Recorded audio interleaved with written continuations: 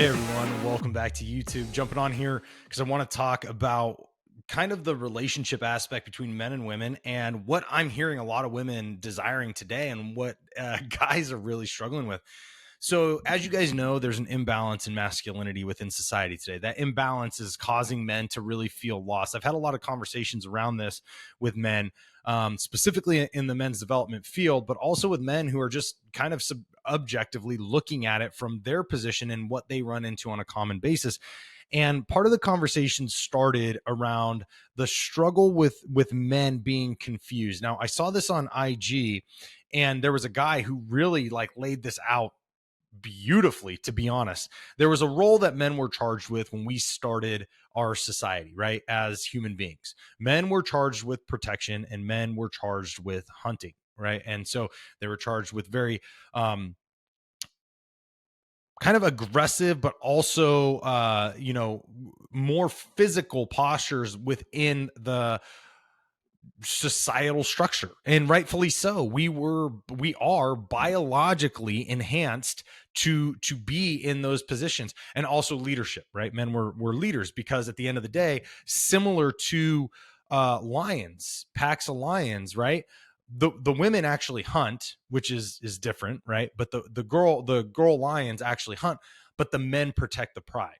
The male lions protect the pride, and when something comes to threaten the pride, the male lion is the one that goes to face it. It goes out to fight it, right? And it's the same thing with society. Men were supposed to, when something or someone threatened, men were supposed to also go out and fight that. Men were also supposed to take down big game to feed the tribe and all of those things. So men were charged with a role. Now, that role was absolutely constantly given to them as society grew and differed and changed. Men were still handed that role. So I kind of, which is in a different conversation, we'll have to address this, but the whole feminist kind of movement and the second wave feminist kind of movement of slandering masculinity and then attacking the patriarchy, part of that conversation that never gets addressed is women were complicit in all of that. Women were complicit in the patriarchy because of the fact that those roles were constantly handed to men for, like I said, for good reason.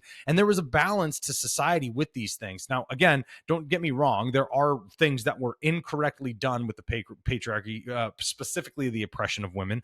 And not saying that was a great thing, but it was given to society for it was given to men by women, and then society progressed with it in ways that became unhealthy as it continued on, right?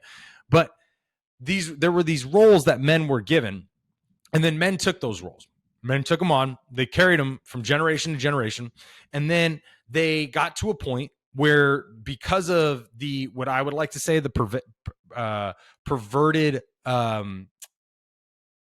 manipulation of that role, progressed into kind of that negative aspect of the patriarchy with the oppression of women and a lot more other negative things that came into effect with it. But that whole kind of dynamic came to a head as society progressed, and we started to free ourselves from the complications of just simply trying to survive. We no longer simply had to survive. We had created very sound, protected structures that allowed us to live far softer lives. So as that progressed, the roles then changed, and then women wanted to take back some of those roles from men, and men were like, okay, yeah, you can have these roles. Now, granted, again, I'm just speaking in very general terms. I'm not getting into the nitty gritty of this. Yes, there were many men in prominent positions that were fighting against that. And yes, there were many men in prominent positions who were promoting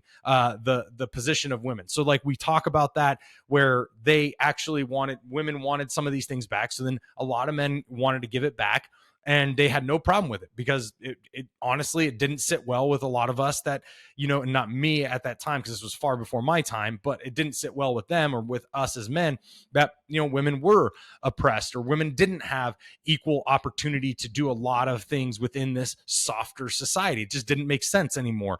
So then those roles were then taken back from men, and then Men were like, cool. But then women started to push on this effeminization of men to say, hey, you're also supposed to be more feminine. And that's where the confusion began. Now, there is I'm going in very general terms, guys. So do not take this out of context because of the fact that there are nuanced conversations for all of this stepping stone of where we are today. I'm just giving kind of this synopsis to help speed it up and give a little bit of a conversation around the confusion of men. So when those roles disappeared from men, and when men were told that those roles were no longer theirs, and when men were told that there was different, more feminine roles that were going to get pushed on them, there became confusion. Because one, inherently, men were not designed for those roles. So this fact being that men were not designed for it. We're not even predisposed to them, so they don't come naturally. The second part is that generally through evolution is inherently against our belief to want to perform. So it ends up being a conflict within a man, because now a man is not owning his truth, what he's evolved from, and what he's been wired to genetically. Not only is that against his truth, he's now being told he must conform or he's going to be excommunicated, right? And so now the generation that we have, and I would say it's probably just the generation back from me. So I think that's Gen Z or Gen X. I don't remember which one it is, but the one back from me, I'm 37. So they're struggling, right? And then the ones behind them are really struggling. And this is where the confusion's coming in, because the fact that they weren't given a prescription of masculinity from men on how to operate within society. And again, if you guys have listened to me to any amount of time, you know that I am a big proponent of the evolution of men, because we can do better. But there are certain characteristics I think men should inherently own because of what we are predisposed to do and what we are biologically capable of. And part of that is that protector. Now, again, I don't judge men if they're not a protector. I don't think that that's right. But I think that men should be that part, at least in my belief of masculinity. Again, we all have different versions of this. So ultimately, the confusion comes where men now are in this influx of ideas of what a man's supposed to be in this soft society and what he actually came from. And there is complete conflict in him. So now women are struggling, and this is where I started. Women are struggling with wanting to find men that have the strengths and the predisposition of the roles that men were given in early society. Now, they want them to be better. They want them to be empathetic. They want them to know how to hold space. They want them to be able to be more open with their vulnerable with themselves and vulnerable with support for them, right? Women want that evolution part of men, but they also want the men to still hold a lot of the ground that we were given and the ground that we inherently hold because of the fact of how we are predisposed or how we are made up, right? And so women are struggling to find this. And it's far easier, in my opinion, to tell men who grew up in my generation we need to evolve than it is to now make an effeminized group of men learn how to be masculine. And that's the struggle that we're having. And so when women are looking at that generation and they're saying, well, where are the men? Where did they go? Well, this is also something that women are complicit in. But also women were complicit with all of the strengths of men because they actually were looking for those men, marrying them and procreating with them. This is why back in the early days of our ancestors, the biggest and the strongest got the pick of, who they wanted to marry in the tribe. It's the same thing. Women, you guys select your partners, and the partners you want, the partners that you believe are going to be the best, protectors and the best procreators genetically, you guys tend to select. Well, that ends up being kind of following kind of Darwin's version of survival of the fittest in a way.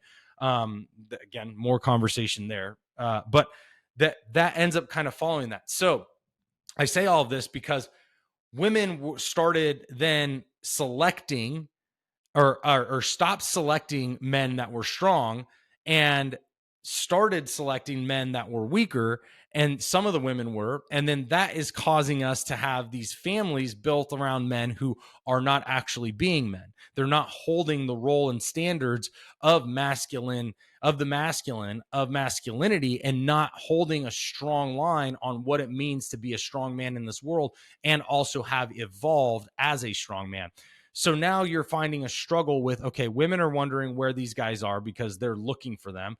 Guys don't know how to be it because it's being that role has been taken away from them, and they're being told it's bad, right? And then now you have other men who aren't taking the time to then go back to this younger generation and teach them what that looked like. And you're also not having a younger generation that's open to it, because the masculinity that they're being conditioned with is really more feminine. It's not masculine. So we run into this kind of ground of the discombobulation of masculinity. And there is a point in which we are going to either come back to where men are going to start to have to teach this younger generation, which is also part of our role as men. In all of these cultures, these past cultures, our ancestors, and all of these tribes across the planet today, the men and the elders are required to teach the younger men, how to be strong men in their society. Okay. And we've lost that. Now, part of that is due to globalization. Part of that is due to America not upholding any standard of a way of life in America anymore. You have no assimilation to our culture. We really don't have a culture for the most part in a lot of ways. And that has caused dysfunction, especially in kind of Western culture of masculinity. So now you have no real leaders of the young generation to help them understand what it was like to be raised as a man, as a strong man in society, and then work on the evolution of how do I better that. Now, a lot of that has um, again happened through the implicitness of men and women. There's nobody one central group to blame for this, but we have to get back to men really wanting to evolve. We have to get back to men believing that there's improvement in their future, so they can look back and help the younger generation. And this is why we're struggling as a society today. This is why women are struggling with finding their partner. This is why men are struggling with finding confidence in themselves. One of the most common things I run across in coaching is men don't know how to be confident. So, guys, if you are struggling with all of this, which is a common theme for a younger generation, if you're struggling with this, you got to question yourself, where are you getting your masculine blueprint from? How are you reviewing the masculine blueprint? And what are you looking at inside of you that's authentic and in friction or dysfunction with what society is telling you to be? These are all questions we have to hold and we have to evaluate, so that we can become better men, so that we can improve at being men, so we can improve our lives, and we can actually give women those strong men that they, one, deserve, that they, two, need, and that they, three, desire. All right, guys, hope you enjoyed this episode, and I'll see y'all in the next one.